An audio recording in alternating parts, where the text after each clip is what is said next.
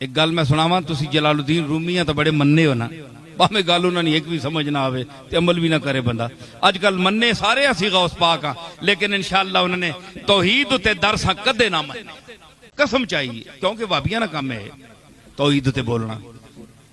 غوث پاک نہیں گل کیوں منا؟ اسی 11ویں کھانے والے لوگ ہاں جی، اساں کے لوڑے اللہ تعالیٰ تے اساں معطل کر کے رکھے ہے، یہ سارے کام جڑے بزرگ پہ کرنے۔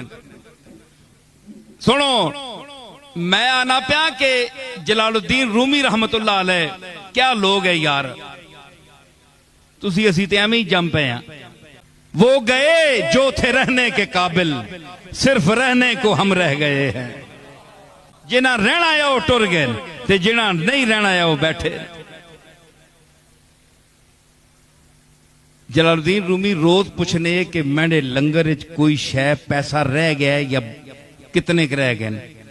انہاں آکھیا جناب وہ خزانچی آوے نا، آج 500 روپیہ بچ گیا ہے، تقسیم ہونے تو بندہ کوئی نہیں ملیا منگنے والے، اس لئے منگنے والے بھی غیرت والے ہے نا، کوئی مستحق ہو کے منگنے تو ہوں تو ہر بندہ چنگے چنگے لوگ منگنے پہن، اپنی اپنے مرتبے تیار تو کوئی منگتا ہے، کسی نہ حال نہ پوچھو، یہ سب گول کچھ نہ فرول۔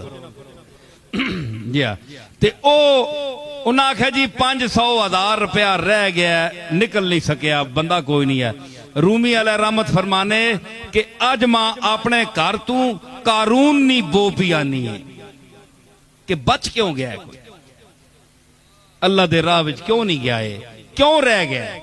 تے جس دڑے آن کے مرید دسے نا کہ بلا آج تا بھاری پھر گئی ہے، ککھ نہیں رہا نے، فرمانے خوش ہاں میں آج کہ آج میرے کار تو محمد عربی دی فقر دی خوشبو آ رہی ہے، کہ جس تا حضور طرح کار خالی ہونا ہے کچھ بھی نہیں ہونا ہے، آج جلال الدین رومی دے کار وچ بھی ہوئی انداز ہے۔